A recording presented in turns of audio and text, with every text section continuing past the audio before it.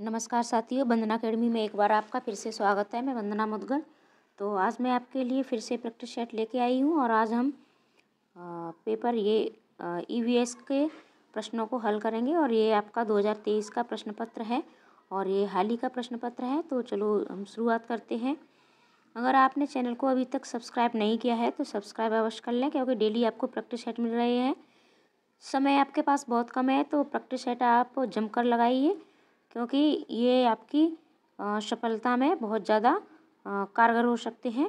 और आपकी सफलता की गारंटी के लिए आपको प्रैक्टिस सेट लगाते रहना चाहिए। तो चलो शुरुआत करते हैं। सबसे पहला प्रश्न है हमारा, एक शिक्षिका ईवीएस शिक्षण के लिए अपने शिक्षार्थियों के साथ तुल्यकालिक यानी सिंक्रोनस संप्रेषण का चयन करना चाहती है, वह निम्नलिखित में से किसे चुनेगी। यानी ये आपको प्रेस कॉन्फ्रेंसिंग के आधारित पर बच्चों को कुछ सिखाया जाता है, दिखाया जाता है। तो इसके लिए वो इसमें सबसे मेन चीज़ किसका चुनाव करेगी, तो इसमें है आपका phone call, pre recording video और कॉन्फ्रेंसिंग। तो फ़ोन कॉल नहीं होगा आपका, और ईमेल, सोशल मीडिया पोस्ट और तुरंत संदेश, ब्लॉग या फिर वीडियो कॉन्फ्रेंसिंग। तो ये आपका हो जाएगा वीडियो कॉन्फ्रेंसिंग, ऑनलाइन चैट सत्र और फ़ोन कॉल। तो ये आपका राइट आंसर हो गया। अगला प्रश्न देखते हैं। यदि थीम यात्रा रेलवे स्टेशन ईवीएस में एक सामुदायिक संसाधन के उपयोग को दर्शाता है तो निम्नलिखित में से कौन पूरा करेगा। अब थीम है आपकी भोजन। थीम क्या है? भोजन है। तो भोजन के साथ आप किसका प्रयोग कर सकते हो? तो किसान नहीं होगा, दुकानदार भी नहीं होगा, जंगल भी नहीं होगा। तो भोजन हमारा कहाँ से हमें प्राप्त होता है? तो ये आपका हो जाएगा कृषि फार्म। अगला प्रश्न देखते हैं। ईवीएस शिक्षण के दौरान एक शिक्षक का बयान प्रश्न जो विद्यार्थियों को स्वयं या अपने साथियों की प्रतिक्रियाओं से उत्तर को विस्तृत करने के लिए प्रोत्साहित करता है। अब प्रश्न कैसा है? यानी शिक्षक का एक बयान है या फिर प्रश्न है, और जो विद्यार्थियों को स्वयं यानी अपने आप से और अपने साथियों की प्रति उत्तर विस्तृत करने के लिए यानी विस्तृत प्रोत्साहित करेगा। तो कौन सा करेगा? परीक्षण और त्रुटि ये नहीं होगा, चेनिंग भी नहीं होगी, कंडीशनिंग भी नहीं होगी। तो इसमें आपका राइट आंसर हो जाएगा खोजपूर्ण प्रश्न। अगला है, अनीता परिवार थीम को पढ़ाने के लिए एक इकाई योजना तैयार करती है। निम्नलिखित में से कौन सा उसकी इकाई योजना का शीर्षक होगा। यानी अब उसकी थीम क्या है अनीता की? तो परिवार है, और परिवार को पढ़ाने के लिए तो अब उसका शीर्षक क्या होगा, यानी उसका टाइटल क्या होगा? परिवारू घुमंतु परिवार। अब ये घुमंतु परिवार कुछ भी नहीं होते हैं। परिवार के प्रकार एकल और संयुक्त, ये आपका राइट आंसर हो सकता है, लेकिन हमें सबसे बेस्ट टाइटल देखना है। परिवार, एक परिवार के भीतर संबंध, और परिवार, संबंध, लिंग भूमिकाएं, व्यवसाय, बदलते समय में सामाजिक सांस्कृतिक इकाई के रूप में। तो यही आपका क्या हो जाएगा? राइट आंसर हो जाएगा। यानी एक परिवार पढ़ाते समय शिक्षक को क्या क्या ध्यान रखना है? तो संबंध, लिंग, भूमिकाएं, व्यवसाय क्या होते हैं, और बदलते समय में सामाजिक सांस्कृतिक इकाई के रूप में। यानी आज का जो समाज है वो किस तरीके से बदल रहा है, और इसमें हमारे व्यवसाय भी बदल रहे हैं, लिंग भूमिकाएं भी बदल रही हैं, परिवार के संबंध भी बदल रहे हैं। अगला प्रश्न देखते हैं। श्रीमती शीतल ईवीएस की विभिन्न अवधारणाओं को समझाने के लिए प्राथमिक कक्षाओं में कहानियों और कविताओं का उपयोग करना पसंद करती है। उनके द्वारा कहानियों और कविताओं के प्रयोग का सबसे उपयुक्त तर्क है। यानी एक शिक्षक हैं और इनका नाम है शीतल, और ये ईवीएस की कक्षा पढ़ाती हैं। तो इनकी अवधारणाएं हैं यानी समझाने का प्रयास है बच्चों को, ये सबसे ज़्यादा कहानी और कविताओं के माध्यम से पढ़ाती हैं। तो सबसे उनका उपयुक्त तर्क क्या होगा, यानी ये इस तरीके से क्यों पढ़ा सकती हैं। ईवीएस के पाठ्यक्रम को पूरा करना, साथ ही साथ विद्यार्थियों को स्कूल में आने से पहले इसको सुनाना होगा। तो ये आपका नेगेटिव पॉइंट है कि हमें कभी भी मतलब सिर्फ पाठ्यक्रम पूरा करने पर ध्यान नहीं देना है, और मतलब रट्टा तो हमें बिल्कुल भी नहीं मरवाना है। ठीक है, तो ये हमारा गलत हो गया। विद्यार्थियों को अपनी कविता और कहानियों को लिखने के लिए प्रोत्साहित करना, तो ये भी आपका क्या है मतलब अच्छा पॉइंट है, पॉजिटिव पॉइंट है। यानी बच्चों को आप जब भी प्रोत्साहित करने की बात आ जाती है तो ये हमारा पॉजिटिव पॉइंट होता है। विद्यार्थियों को भाषा और संस्कृत में विविधता के बारे में जागरूक बनाना। तो जब भी बात विविधता की हो जाती है और जागरूकता की हो जाती है, ये भी हमारा पॉजिटिव पॉइंट होता है। पाठों को अधिक संवादात्मक, सुखद और दिलचस्प बनाना। तो सही बात है, जब हम कविता कहानियों के साथ पढ़ते हैं तो हमारे जो संवाद होते हैं वो कैसे हो जाते हैं, सुखद हो जाते हैं और दिलचस्प हो जाते हैं। तो राइट आंसर हमारा क्या होगा? राइट आंसर हो जाएगा नंबर 3, बी, सी और डी। ये देखो हमारा बी भी सही हो गया, सी भी हो गया और डी भी हो गया, और इसमें हमारा नेगेटिव पॉइंट था तो ये हमारा गलत हो गया। अगला प्रश्न देखते हैं। निम्नलिखित में से कौन सा विकल्प कक्षा 1 से और 5 तक ईवीएस पढ़ाने का एक मुख्य उद्देश्य है? यानी कक्षा 5 तक आप बच्चों को जो ईवीएस पढ़ाते हो तो उसका मुख्य उद्देश्य क्या होता है? और तो इसका राइट आंसर क्या हो जाएगा? इसका राइट आंसर हो जाएगा नंबर 4, शिक्षार्थियों को कक्षा के अधिगम को स्कूल के बाहर के जीवन से जोड़ने में मदद करना। यानी ईवीएस का मुख्य उद्देश्य होता है कि जो भी आपका विद्यार्थी है तो उसका जो अधिगम है तो उसको स्कूल के बाहर के जीवन से जोड़ना। अब देखो बाकी को ऑप्शन देखते हैं कि ये गलत क्यों है। तो विद्यार्थियों स्वतंत्र रूप से व्यवहारिक क्रियाकलापों को करने के लिए कौशल प्राप्त करना। कक्षा 5 तक हमें ईवीएस में किसी भी कौशल की ज़रूरत नहीं होती है। विद्यार्थियों को मिडिल स्तर पर विज्ञान पढ़ने के लिए तैयार करना।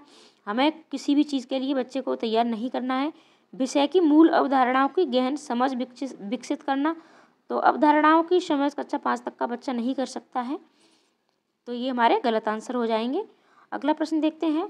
साथ ही साथ मैं आपको बता दूं कि डेली आपको एनसीईआरटी बुक्स है वो मैं आपको पढ़ा रही हूँ, और आप उन वीडियो को अवश्य देखें। आपको प्लेलिस्ट में जाके और एनसीईआरटी बुक्स सॉल्यूशन सारी वीडियो मिल जाएंगी, तो आप उनको अवश्य देखें, क्योंकि एनसीईआरटी पढ़ना आपके लिए बहुत ज़्यादा ज़रूरी है और समय आपके पास बहुत कम है, तो एनसीईआरटी अवश्य पढ़ें।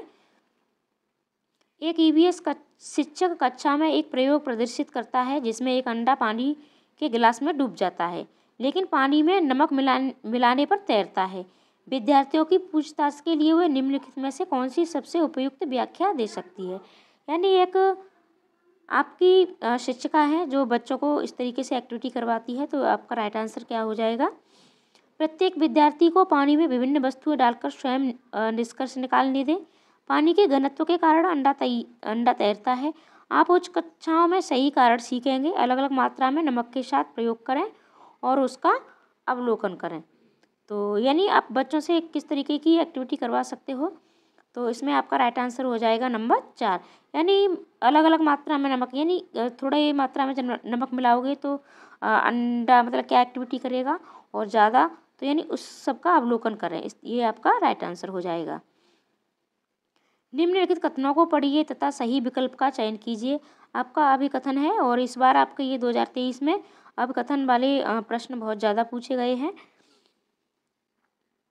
ईवीएस सीखने को अवलोकन, पहचान, वर्गीकरण आदि से संबंधित प्रक्रिया कौशल के लिए उन्मुख होने की आवश्यकता है। तो ये आपके सब पॉजिटिव पॉइंट हैं। यानी ईवीएस सीखने के लिए ये सारी चीज़ें हमें मतलब उन्मुख होने की आवश्यकता है। विभिन्न प्रक्रिया कौशल प्राप्त करने के माध्यम से ईवीएस के सीखने के परिणामों को हासिल करने की संभावना होती है। यानी क्या ये इसका कारण है, ये अभिकथन है और ये कारण है। तो राइट आंसर आपका क्या हो जाएगा? राइट आंसर आपका हो जाएगा नंबर 2। ए और आर दोनों सही हैं और आर ए की सही व्याख्या है। अगला प्रश्न देखते हैं। एक ईवीएस शिक्षक को योगात्मक मूल्यांकन के लिए प्रश्न पत्र तैयार करते समय पर जोर देना चाहिए। यानी किस पर जोर देना चाहिए? प्रश्न पत्र की लंबाई और उद्देश्य। हमें लंबाई पर कभी भी ध्यान नहीं देना चाहिए। प्रश्न पत्र की सामग्री, कवरेज और उद्देश्य। प्रश्न पत्र के कुल अंक और सामग्री, कुल अंकों की बात हो जाए ये भी हमारा नेगेटिव पॉइंट होता है, और ये प्रश्न पत्र की लंबाई और कुल अंक ये भी हमारा नेगेटिव पॉइंट हो गया। तो राइट आंसर आपका हो जाएगा नंबर 2, प्रश्न पत्र की सामग्री, कवरेज और उद्देश्य। थोड़ा वीडियो लंबी हो सकती है क्योंकि मैं आपको थोड़ा समझा के साथ, यानी पूर्ण व्याख्या के साथ पढ़ाती हूँ, समझ के साथ पढ़ाती हूँ, पेडागोजी के साथ पढ़ाती हूँ, और पढ़ाती नहीं हूँ, मतलब प्रैक्टिस सेट मैं आपको ये इसकी व्याख्या करके ही प्रैक्टिस सेट लगवाती हूँ, क्योंकि आपको फिर इस तरीके से आप समझ जाएँ कि नेगेटिव पॉइंट कौन से होते हैं और पॉजिटिव पॉइंट कौन से होते हैं। तो आप वीडियो के लास्ट तक अवश्य बने रहें। कक्षा थर्ड के विद्यार्थियों के लिए ईवीएस में निम्नलिखित में से कौन सा सीखने का परिणाम नहीं है। अब आपको जब भी नहीं आ जाए तो इसको आपको इस तरीके से सर्किल कर लेना है या फिर अंडरलाइन कर लेना है, क्योंकि आप ये नहीं के चक्कर में और अपना प्रश्न गलत कर देते हो। अच्छे और बुरे स्पर्श पर अपनी राय व्यक्त करना, देखे गए अनुभव किए गए मुद्दों पर आवाज़ उठाना और समाज की प्रथाओं से संबंधित करना, जैसे संसाधनों के स्वामित्व में भेदभाव, कुछ स्थानीय इंडोर आउटडोर खेलों में नियमों का अवलोकन करना, कक्षा की दिशाओं की पहचान करना। अब आपको नहीं ढूंढना है अच्छे और बुरे स्पर्श पर अपनी राय व्यक्त करना, तो ये आपका क्या है, राइट आंसर है। और अच्छे और बुरे स्पर्श पर अपनी राय व्यक्त करना यानी ये पॉजिटिव पॉइंट है। देखे गए अनुभव, कुछ स्थानीय इंडोर आउटडोर गेमों के अवलोकन करना, ये भी आपका राइट है। कक्षा की दिशाओं की पहचान करना, और ये भी यानी ईवीएस के अधगम में आप बच्चों से इन सारी चीज़ों को करवा सकते हो, लेकिन अब आप नहीं करवा सकते हो, ये आपका है नंबर 2। तो अब आपका राइट आंसर क्या हो जाएगा? अब आपका राइट आंसर हो जाएगा, क्योंकि आपको नहीं ढूंढना है, तो नहीं ढूंढना है तो आपका राइट आंसर हो जाएगा नंबर 2।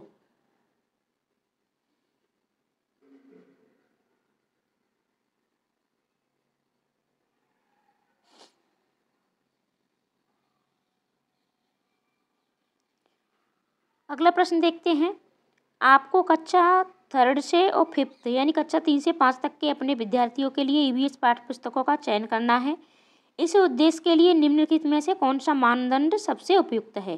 अब आपको करना क्या है, पाठ्य पुस्तकों का चयन करना है। तो पाठ्य पुस्तकों का चयन करते समय आप सबसे उपयुक्त, ठीक है, सबसे उपयुक्त आपको ढूंढना है। पुस्तक में चित्र बड़े और रंगीन होने चाहिए।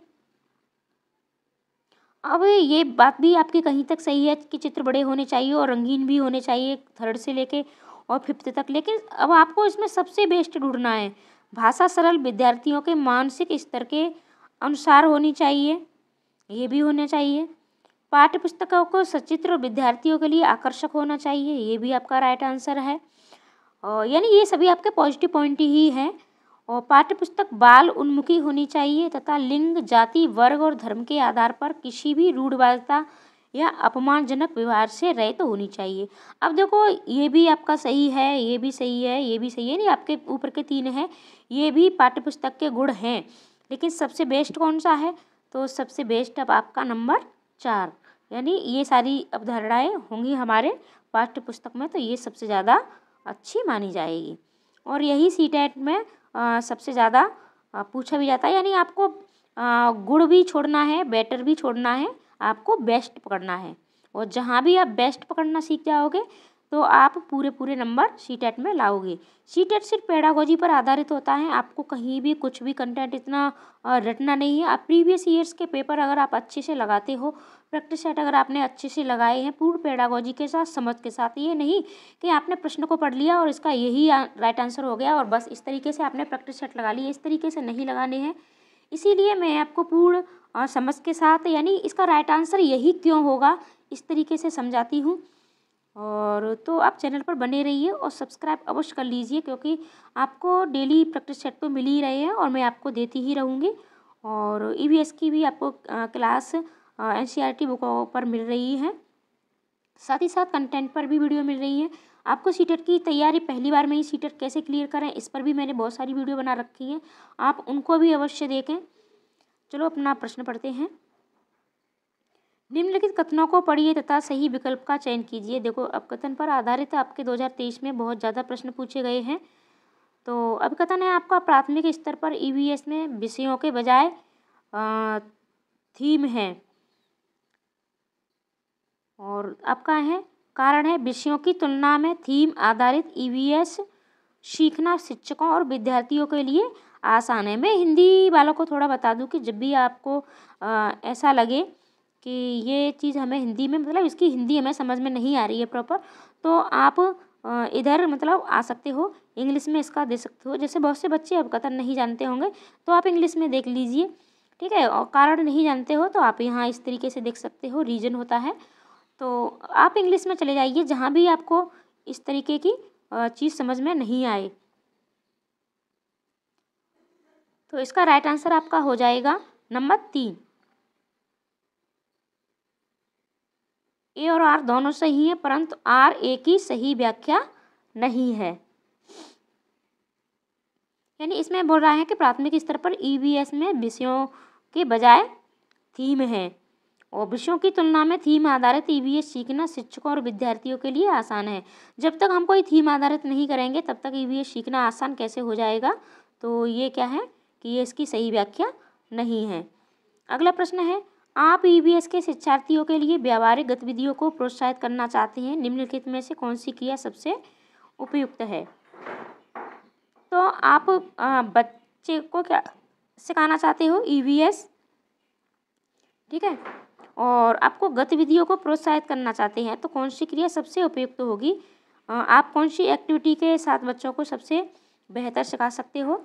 तो आपका राइट आंसर हो जाएगा ग्लोब से नक्शा पढ़ाना, विभिन्न देशों के सिक्के एकत्रित करना, उपलब्ध सामग्री से ईवीएस किट विकसित करना, एक चार्ट पर विभिन्न पौधों के भागों का चित्र बनाना। ये आपकी सभी एक्टिविटी हैं, यानी ग्लोब से बच्चों को पढ़ाना, विभिन्न देशों के सिक्के एकत्र करना और चार्ट पर विभिन्न पौधों के भागों का चित्र बनाना। लेकिन अब आपको इसमें से भी आपको सबसे बेस्ट ढूंढना है, तो ये हो जाएगा उपलब्ध सामग्री से ईवीएस किट विकसित करना। यानी उनके पास जो भी सामग्री उपलब्ध है उसी से उन्हें क्या बनाना है, ईवीएस किट बनानी है। अगला प्रश्न है, ईवीएस के लिए रचनात्मक आकलन है, तो आपका राइट आंसर क्या हो जाएगा, सीखने के लिए आकलन। तो सीखने के लिए आकलन ये आपका राइट आंसर है। और सीखने का आकलन, अधिगम के रूप में आकलन और सीखने के बारे में आकलन। तो राइट आंसर हो जाएगा आपका अधिगम के रूप में आकलन। और सीखने का आकलन नहीं होता है, सीखने के लिए आकलन होता है, और सीखने के बारे में भी आकलन नहीं होता है। तो ये आपके क्या हैं, ये आपके दोनों गलत हैं। तो राइट आंसर आपका हो जाएगा ए और सी। अब आपका सही विकल्प है ए और सी। तो ए और सी आपका है नंबर 3, ए और सी, ये आपका नंबर 3 राइट आंसर हो जाएगा। अगला प्रश्न देखते हैं, निम्नलिखित कथनों को पढ़िए तथा सही विकल्प का चयन कीजिए। ये देखो आपका फिर से आप कथन और कारण वाले प्रश्न आ गया।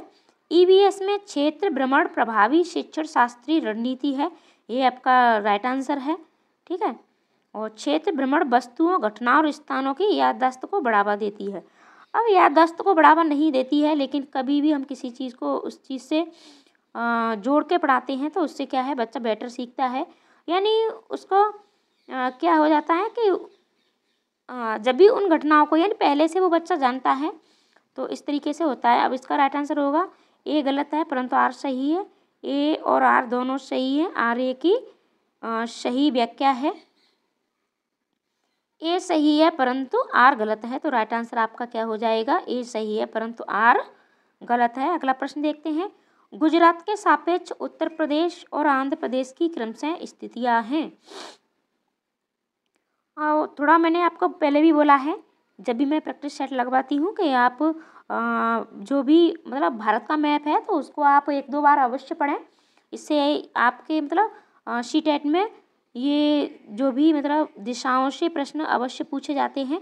तो अब इसमें आपसे गुजरात पूछा है, अगर आपने इंडिया का मैप नहीं पढ़ा है तो आपको पता नहीं होगा कि गुजरात आपका किधर है, आपका पूर्व में है या पश्चिम में है, उत्तर प्रदेश हमारा कहाँ पड़ता है और आंध्र प्रदेश कहाँ पड़ता है। तो आप 1-2 बार भारत का मैप अवश्य देखें और उसमें ये देखें कि कौन सा प्रदेश किस स्थान पर है, किस दिशा में है।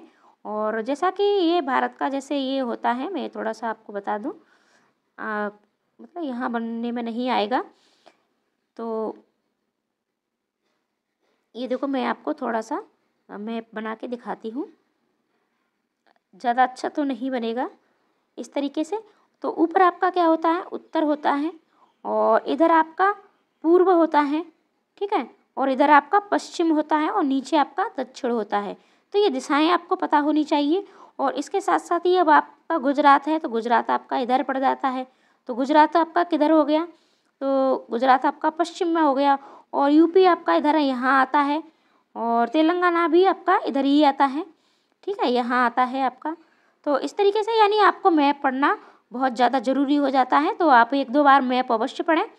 पढ़ना नहीं, आपको देखना है कि आपके कौन कौन से राज्य कहाँ कहाँ स्थित हैं, किस दिशा में स्थित हैं। तो इसका राइट आंसर क्या हो जाएगा? इसका राइट आंसर हो जाएगा उत्तर पूर्व और दक्षिण पूर्व। अगला प्रश्न देखते हैं।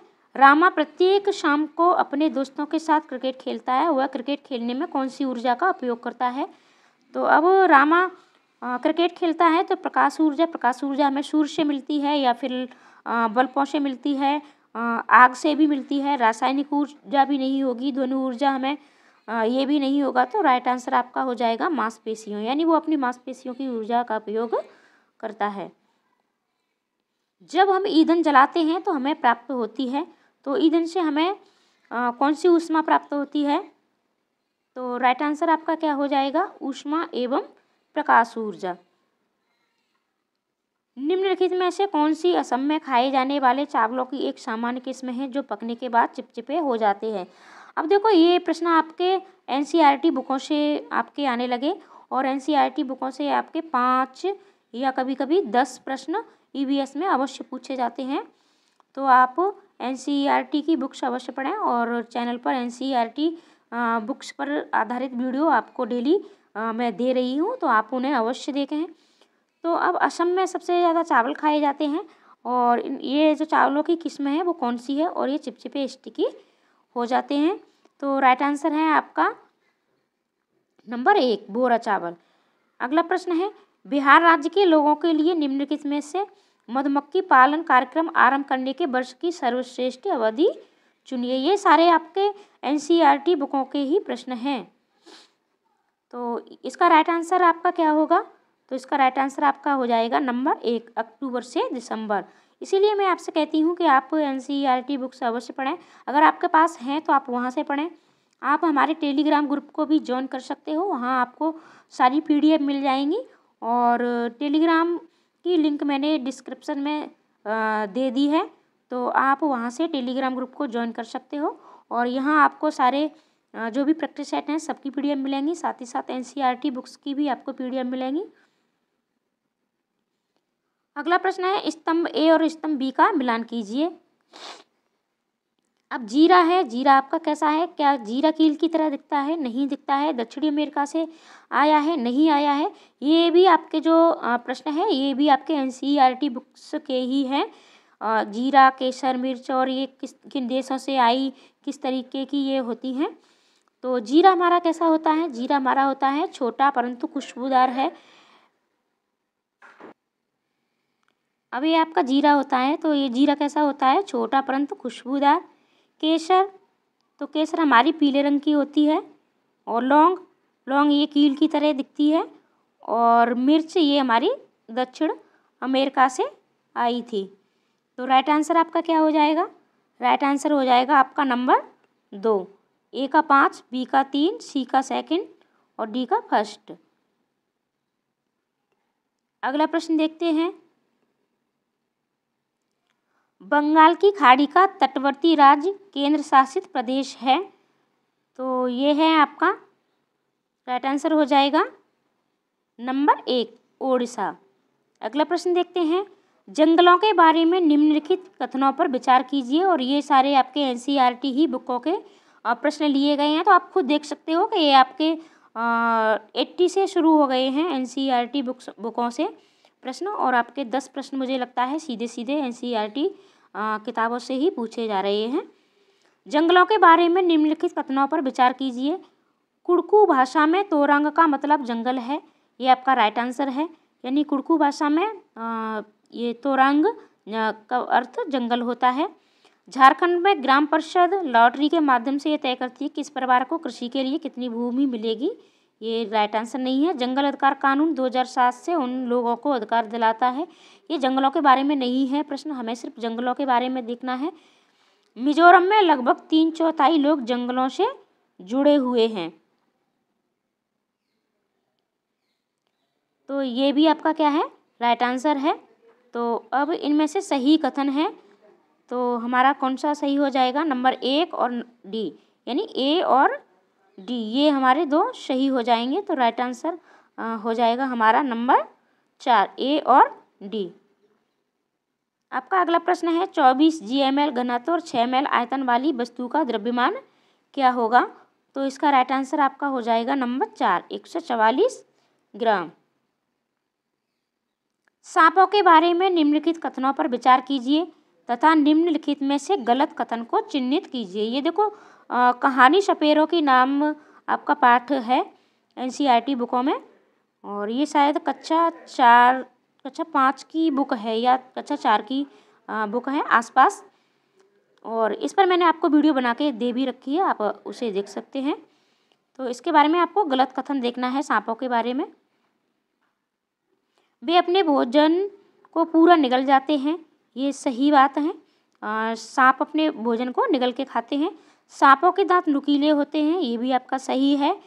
जहरीले सांपों के डसने वाले दांत होते हैं, हाँ डसने वाले अलग होते हैं और वैसे अलग होते हैं।